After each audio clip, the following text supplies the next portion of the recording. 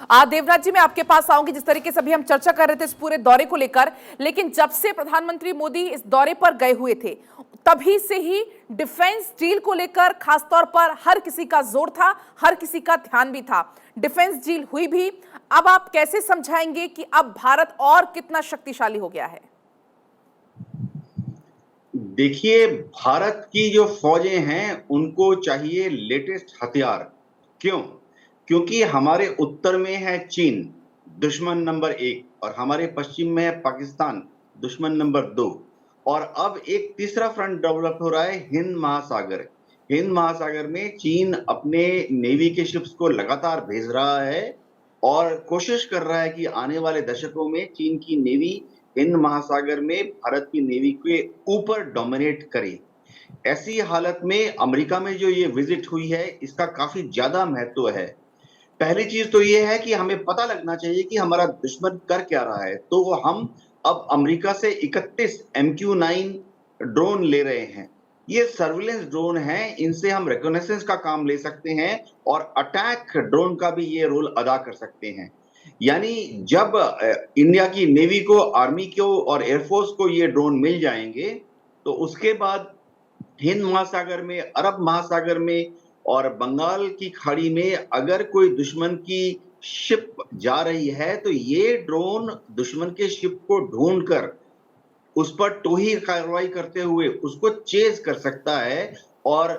Main land में जो command headquarter है उसको बताता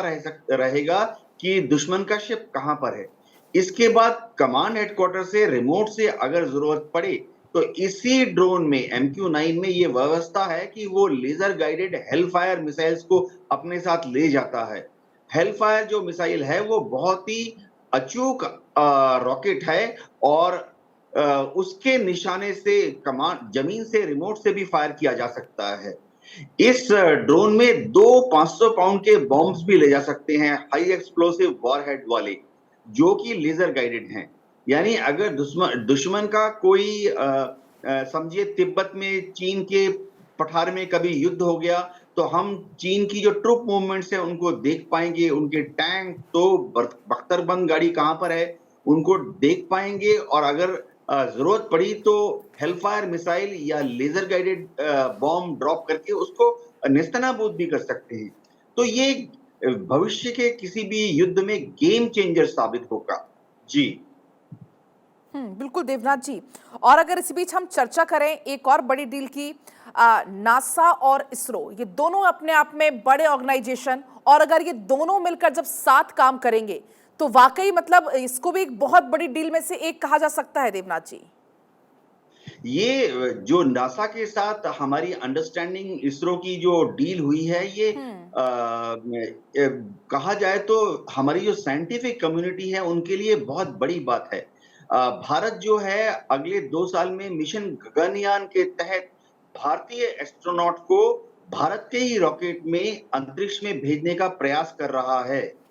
और जो ये आर्टेमिस प्रोटोकॉल है इसके तहत अब भारत और अमेरिका बहुत नजदीक आ गए हैं। अमेरिका भारत को, इसरो को स्पेस टेक्नोलॉजी के बारे में कई ऐसी जानकारियां देगा जिससे कि इसरो को हमारे भारतीय अंतरिक्ष जो हमारा एस्ट्रोनॉट है उसको स्पेस में लॉन्च करने में सुविधा मिलेगी। ये जो प्रोटोकॉल है ये 1967 में चालू हुआ था। 25 से ज्यादा देश इसके मेंबर हैं। अब भारत भी इसका 26वां मेंबर हो जाएगा। तो इस प्रोटोकॉल में ऐसी बात है कि स्पेस टेक्नोलॉजी का इस्तेमाल सब देश विनाश के लिए करने से दूर रहेंगे। यानी भारत, अमेरिका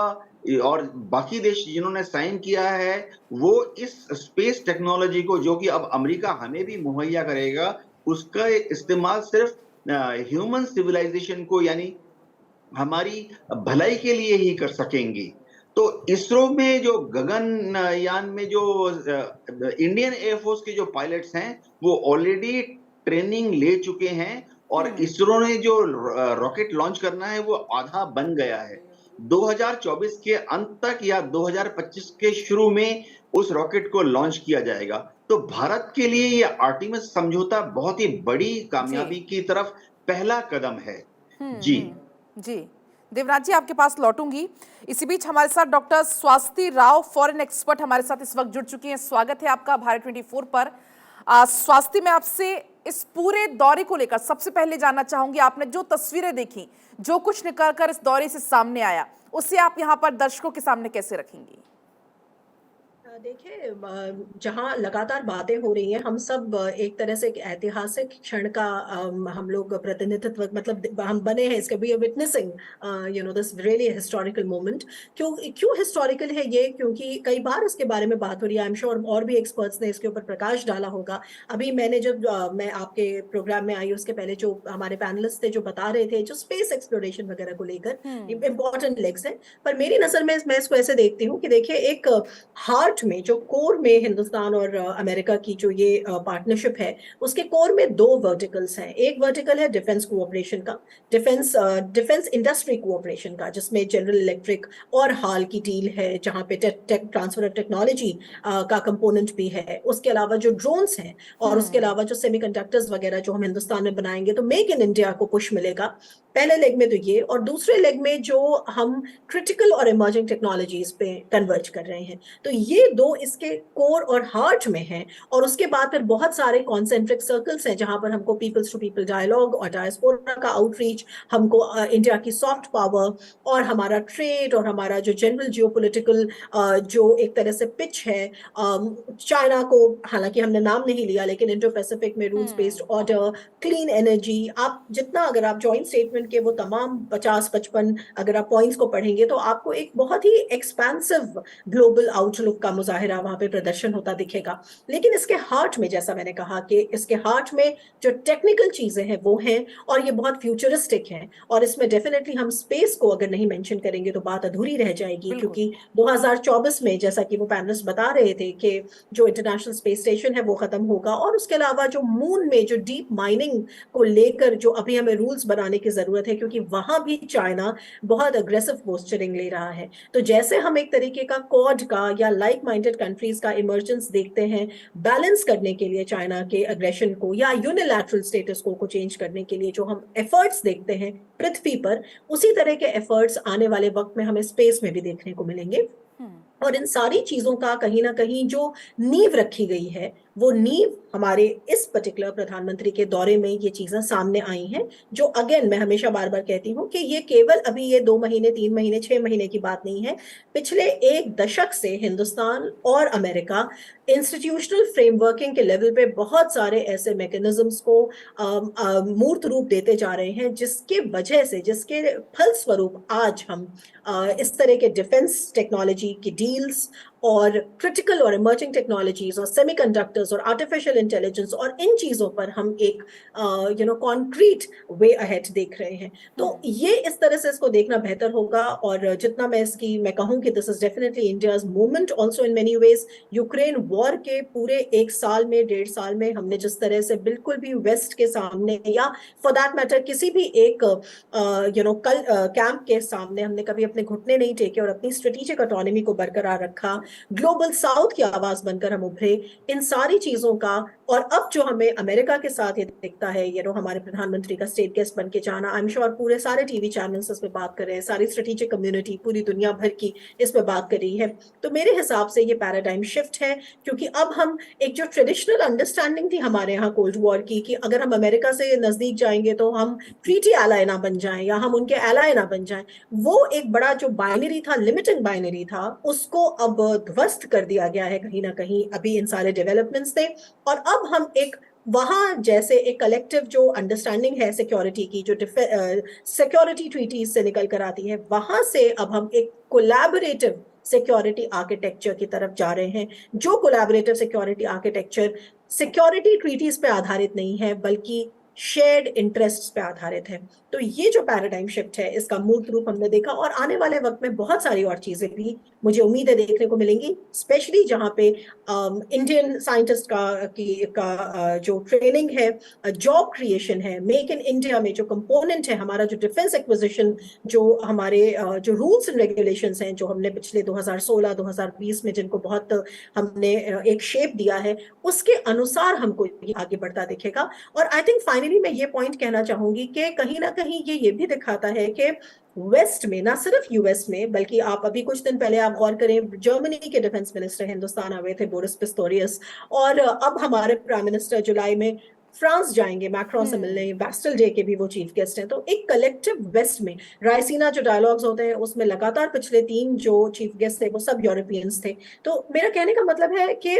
एक कलेक्टिव वेस्ट में जो कॉन्शियसनेस है अभी कि इंडिया का एम्पावरमेंट उनके ही सेल्फ इंटरेस्ट में है, क्योंकि इंडो पैसिफिक में जो इनके इंटरेस्ट हैं वो इंडिया से ज्यादा बेहतर तरीके से कोई बैलेंस नहीं कर सकता, क्योंकि इंडिया जो है वो इंडियन ओशन और पैसिफिक ओशन के बिल्कुल बीचों बीच मध्य में स्थित है।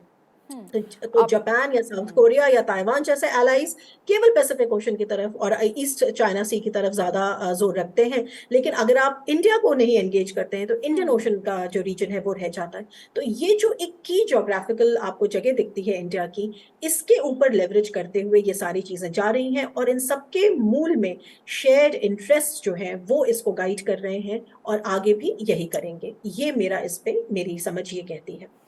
बिल्कुल डॉक्टर स्वास्थी, आपने प्रधानमंत्री मोदी को सुना होगा और साथ ही जो बाइडेन को भी आपने सुना होगा जब दोनों की द्विपक्षीय वार्ता हुई, और उस दौरान प्रधानमंत्री मोदी ने आतंकवाद, कट्टरवाद को लेकर एक अपनी सख्त प्रतिक्रिया भी वहां पर व्यक्त की थी। जी बिल्कुल, बहुत अच्छा पॉइंट आपने उठाया, क्योंकि मैं देख रही हूँ कि बहुत सारे डिबेट्स में हम लोग सिर्फ लगातार आईसेट के बारे में और जीईओ और हाल के डील के बारे में ही बात करते जा रहे हैं, 414 इंजन के बारे में बात कर रहे हैं, लेकिन हम इसके बारे में बात नहीं कर रहे हैं कि उसी जॉइंट स्टेटमेंट का जो 32वां जो पॉइंट है, if I am not wrong, मैंने उसको काफी गौर से पढ़ा है और आई थिंक 30वां या 32वां पॉइंट है जो टेररिस्ट ऑर्गेनाइजेशन को कॉल आउट करता है। अगर मैं गलती करी हूँ तो माफी चाहती हूँ, लेकिन मेरे हिसाब से it is either the 31st और the 32nd point of the joint statement, जो कहता है कि टेररिस्ट ऑर्गेनाइजेशन को कॉल कर रहे हैं जॉइंटली, और उसमें टेररिस्ट ऑर्गेनाइजेशन में आईसिस है, उसमें उसमें अलकायदा है, उसमें जैश ए मोहम्मद है, उसमें हिजबुल मुजाहिदीन है। तो इस तरीके से सारे इनको कॉल आउट किया गया है, और पाकिस्तान से भी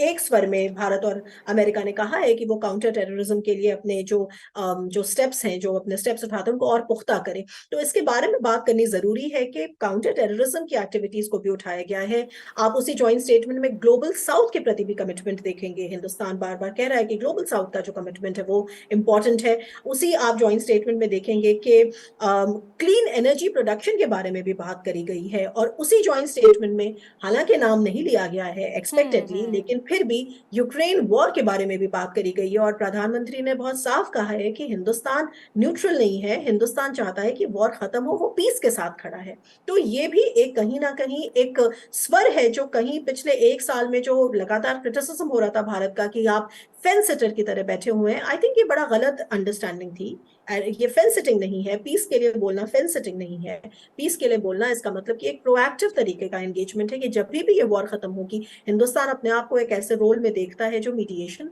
ला सके, या मीडिएशन जिसका क्रेडिबल बन सके। तो ये इंपॉर्टेंट बातों पर भी मेरा ख्याल है कि हमें चर्चा करनी चाहिए कि ये जो पार्टनरशिप हुई है हमारी, मतलब अभी ये ग्लोबल और स्ट्रेटेजिक पार्टनरशिप है अमेरिका के साथ, ये केवल डिफेंस टेक्नोलॉजी या केवल आईसेट या केवल सेमीकंडक्टर्स के बारे में नहीं है, केवल ट्रेड को बढ़ाने के लिए नहीं है, बल्कि ये एक पूरा मैं कहूंगी कि एक आमूलचूल परिवर्तन है जिस तरह से दुनिया को देखने का नजरिया इन दोनों देशों ने साथ में आके दिया है, जिसमें आपने जो पॉइंट कहा वो बहुत रेलेवेंट है, और इसको इनफैक्ट कहना चाहिए और पाकिस्तान को कॉल आउट करना चाहिए, क्योंकि पाकिस्तान में एक बड़ा ये सेंटिमेंट है कि पाकिस्तान को ये लगता है कि हिंदुस्तान से तो जो अमेरिका जो करता है वो सिर्फ दिखावे के लिए करता है, लेकिन सारे फंड्स और सारा सपोर्ट तो हमें मिलता है। तो आई थिंक उस चीज का भी एक खंडन होना बड़ा जरूरी है, और जॉइंट स्टेटमेंट में क्लियरली पाकिस्तान को कॉल आउट करना उस सेंटिमेंट को भी साफ साफ दिखाता है। तो I should congratulate you for bringing that point that not many people are discussing.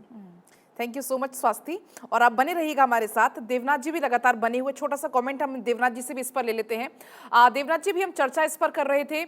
जिस तरीके से प्रधानमंत्री मोदी ने सख्त लहजे में कट्टरवाद और आतंकवाद को लेकर यहाँ पर जिक्र किया। उन्होंने ये भी कहा कि ये युग युद्ध का नहीं है। जी हाँ, मोदी जी ने पाकिस्तान का नाम नहीं लिया, लेकिन इशारा अक्लमंद के लिए काफी है। 26/11 हो, 9/11 हो, भारत और अमेरिका ने एक साथ आतंकवाद का जो बुरा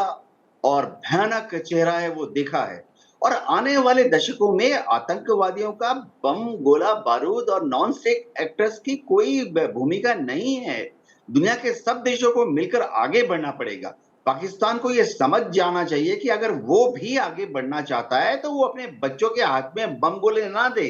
पाकिस्तान को चाहिए कि वो आज अपने बच्चों को स्कूल में भेजे, उनको इंजीनियर बनाए, डॉक्टर बनाए, प्रोडक्टिव काम उनको सिखाए, ना कि बम गोला तहस नहस करना। बहुत दुर्भाग्य की बात है कि पाकिस्तान सोचता है कि इन आतंकवादियों की मदद से वो कश्मीर को हमसे छीन लेगा। ऐसा नहीं होने वाला है। पाकिस्तान की आर्मी और आईएसआई सोचती है कि अगर वो कश्मीर का मसला छोड़ देंगे तो पाकिस्तान की आर्मी और आईएसआई की जो इज्जत है या वैल्यू है या इंपॉर्टेंस है वो कम हो जाएगी। इसीलिए वो कश्मीर का मुद्दा गर्म रखते हैं। लेकिन उनको मालूम है कि डायरेक्ट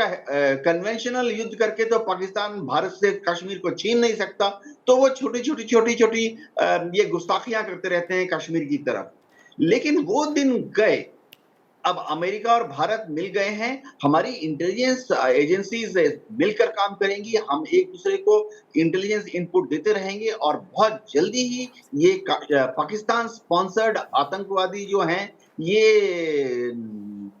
खत्म होने वाले हैं। एक थोड़ी सी दिक्कत ये हो रही है कि जब Bharat UN security United Nations में पाकिस्तान के इन आतंकवादियों को ब्लैकलिस्ट करने की कोशिश करता है, एक बड़ी दुविधा ये आ रही है कि उस वक्त चीन अपनी वीटो पावर का इस्तेमाल करते हुए भारत के प्रस्ताव को कैंसिल कर देता है। तो शायद आने वाले समय में भारत और अमेरिका को मिलकर चीन को ये समझाना पड़ेगा कि वह पाकिस्तान के आतंकवादियों को शह ना दे, पाकिस्तान के आतंकवादियों को बचाने की कोशिश ना करे और पाकिस्तान के आतंकवादियों को पाकिस्तान में छुपने में मदद ना करे। जी। जी। देवनाथ जी, लौटती हूँ आपके पास। डॉक्टर स्वास्थ्य हमारे साथ लगातार बनी हुई है। डॉक्टर स्वास्थ्य, ये तो रही तमाम मुद्दों पर बात, लेकिन अगर हम बात कर लें प्रधानमंत्री मोदी की, तो जो प्रधानमंत्री मोदी ने पैटर्न इंडिया में सेट किए, भारत में सेट किए, चाहे बात हम कर लें योगा की, चाहे बात कर लें मिलेट्स की, मोटे अनाज की, जिस तरीके से हमने देखा पैटर्न यहां पर सेट होते, लेकिन उनका बोलबाला, उनका डंका विदेशों तक बजता है। बिल्कुल, देखिए ऐसा है कि हिंदुस्तान तो सिविलाइजेशनल पावर है, we are a great civilisation, और हमारी सॉफ्ट पावर का जो पोटेंशियल है वो बहुत ज्यादा है। दुख की बात है, मैं कहूंगी कि हमने अपने सॉफ्ट पावर को पूरी तरीके से उसके पोटेंशियल को हार्डनेस नहीं किया। जितना सीरियसली आप देखेंगे बाकी कंट्रीज हैं, यूएस है उसकी सॉफ्ट पावर, चाइना कितना ज्यादा नैरेटिव सेटिंग पे पैसे खर्च करती है, सीसीपी, बहुत सारे कंट्रीज है जिनकी सॉफ्ट पावर, इंडिया के पास इतना पोटेंशियल होने के बावजूद ये मैं कहूंगी कि यहाँ पे प्राइम मिनिस्टर मोदी का एक व्यक्तिगत कंट्रीब्यूशन है जिस पर हमें बात करनी चाहिए कि उन्होंने इंडिया की सॉफ्ट पावर, यानी योगा हमेशा से होता था, योगा हमेशा से होता था, हमेशा से बहुत पॉपुलर था, लेकिन योग को हिंदुस्तान का एक सॉफ्ट पावर का एक पोटेंट टूल बनाकर दूसरे जगहों तक पहुंचाना। मिलेट, मोटा अनाज, सब लोग इसके बारे में जानते हैं, अफ्रीका में भी पैदा होता है, हर जगह होता है, लेकिन यूनाइटेड नेशंस के साथ ये डिप्लोमेसी करना, लगातार ये एफर्ट्स करना कि एक पर्टिकुलर साल को द ईयर ऑफ मिलेट्स के रूप में मनाया जाना शुरू किया जाए, इस तरह के जो डिप्लोमेटिक एफर्ट्स हैं ये सारे प्राइम मिनिस्टर नरेंद्र मोदी के टेन्योर में हुए हैं, और इसमें उनको पूरा क्रेडिट जो है वो दिया जाना चाहिए कि जो ऑलरेडी हमारे सामने बिखरे पड़े थे, हमारे सॉफ्ट पावर के इतने सारे मैं कहूंगी जो टूल्स, उनको अलाइन करने का, और उसको भारत की एक पूरी इमेज जो कलेक्टिव इंटरेस्ट की हम बात करते हैं, जिसमें सबका सर्वधर्म मतलब सर्वे भवन्तु सुखिनः का जो एक स्पिरिट निकल कर आती है, उसको पहुंचाने का credit definitely prime minister Modi का है। अब मिलेट्स की बात है, देखिए इसको हमें जानना चाहिए कि G20 की हम अध्यक्षता कर रहे हैं, और G20 में अगर कोर एजेंडाज आप देखेंगे, डेवलपमेंटल एजेंडाज G20 के, तो उसमें hunger, the world hunger, how do you reduce the hunger in the world, उसको लेकर बहुत चर्चाएं होती हैं। और वहां पे मैंने कहा कि हिंदुस्तान के ही इतने डिप्लोमेटिक एफर्ट्स के फलस्वरूप, आई थिंक इट वाज अभी पिछला साल या ये साल, मैं शायद इसको मिस कर रही हूँ, I think it was either year 2022 और 23, जिसमें यह तय किया गया कि इंटरनेशनल ईयर ऑफ मिलेट्स मनाया जाएगा, और उसके बाद उसको G20 का जो ये जो वर्ल्ड हंगर था उससे कनेक्ट किया गया, और बहुत सारे ऐसे डिक्लेरेशंस आए, तमाम जगह इसको कनेक्ट किया गया कि हम जब हम अगर जो सस्टेनेबल एग्रीकल्चरल प्रैक्टिसेस को लेकर बात कर रहे हैं, अगर हम बैंक्स को लेकर आ रहे हैं, जो MDBs हैं, जो डेवलपमेंटल बैंक्स हैं, उनको लेकर आ रहे हैं, और वहां पे हम एक एजेंडा बनाए कि सस्टेनेबल डेवलपमेंट में, सस्टेनेबल एग्रीकल्चर में हम मिलेट्स के एग्रीकल्चर के ऊपर ध्यान दें, तो हिंदुस्तान ने केवल मिलेट्स को अमेरिका के वो मेन्यू तक नहीं पहुंचाया है, वो तो हम उसका एक सेलिब्रेशन देख रहे हैं आज। हमने उस मिलेट को लेकर बहुत ठोस कदम उठाए हैं, हमने उसको G20 के एजेंडा में डाला है, हमने उसको सस्टेनेबल एग्रीकल्चरल प्रैक्टिसेस में डाला है, हमने मिलेट्स के रिसर्च के लिए बाकायदा एक पूरा का पूरा प्लेटफॉर्म सेटअप किया है, और उसमें निर्मला सीतारमन का भी रोल है, जहां पे मिलेट्स को लेकर उसकी साइंटिफिक क्या वायबिलिटी है। मिलेट्स जो होते हैं वो पेस्ट, उनको ज्यादा पेस्टिसाइड नहीं डालना पड़ता, मिलेट्स को उतनी बारिश नहीं चाहिए, उनको कम पानी चाहिए। तो ये जो पॉइंट्स हैं सारे, कि हम वर्ल्ड हंगर को कम करने के लिए नाम तो सब लेते हैं, लेकिन उसके ऊपर काम किसने किया है, और इसी सब चीजों का एक सेलिब्रेटरी जो स्वरूप है। मतलब आज आप जब देखते हैं कि व्हाइट हाउस में डिनर हो रहा है हमारे प्राइम मिनिस्टर का, तो वो शाकाहारी डिनर है, जहां पे मिलेट्स इतना इंपॉर्टेंट पार्ट है। तो ये जो सॉफ्ट पावर का एक सही इस्तेमाल, जो सॉफ्ट पावर के ट्रैक्शन का इस्तेमाल करना, इसका क्रेडिट जो है वो डेफिनेटली प्राइम मिनिस्टर को जाता है। और आई थिंक ये सारे ही भारतवासियों के लिए गौरव का एक गौरवशाली पल है, कि हम देखते हैं कि जिन चीजों पे हम बचपन से बातें करते थे, जो योग हमारे घर घर में किया जाता है, उसको एक ब्रांड एम्बेसडर बनाकर उसका दुनिया में उसको प्रस्तुत करना, इस वक्त जबकि दुनिया इतनी प्रॉब्लम से जूझ रही है। तो नो डाउट ये देखिए, ये जो एक विश्वास जगाता है ना, जैसे कि जब अभी पापुआ न्यू गिनी गए हमारे प्राइम मिनिस्टर, तो उनके राष्ट्रपति ने पांव छुए हमारे प्राइम मिनिस्टर के, और उन्होंने कहा कि देखिए, हम जब भारत होता है, ये जो ग्लोबल साउथ की चर्चाएं होती हैं, और ये जो तमाम फोरम्स हैं जो यूरोपियंस कर रहे हैं, इंडो पैसिफिक फोरम, और अमेरिका के इतने सारे प्रोग्राम्स हैं, और ग्लोबल गेटवे के प्रोग्राम्स हैं, तो ये जो प्रोग्राम्स हो रहे हैं उसमें जो भारत की जो प्रेजेंस है, उस प्रेजेंस मात्र से हमको एक कॉन्फिडेंस बिल्डिंग होती है कि इंडिया है, प्राइम मिनिस्टर मोदी है, तो ग्लोबल साउथ के भले की बात होगी। तो ये जो ट्रस्ट बिल्डिंग भी है ना, ये आसान नहीं है, स्पेशली आज के दौर में जहां दुनिया इतनी फ्रैक्चर्ड है अपने नैरो सेल्फ इंटरेस्ट को लेकर, इतनी वॉर के वजह से इतने प्रॉब्लम्स है, इतने ह्यूमैनिटेरियन क्राइसिस हैं। सो ये जो मेरे ख्याल से जो ये पॉइंट है सॉफ्ट पावर का इस्तेमाल अपने फॉरेन पॉलिसी एजेंडा को करने के लिए, कलेक्टिव इंटरेस्ट ऑफ ह्यूमैनिटी को करने के लिए, अपने मल्टीलैटरल जो हमारे G20 के कमिटमेंट्स हैं उनको पूरा करने के लिए, this is something where credit should definitely be given, क्योंकि इसमें इनका एक पर्सनल आपको एक ब्रिलियंस दिखाई देगी प्राइम मिनिस्टर की।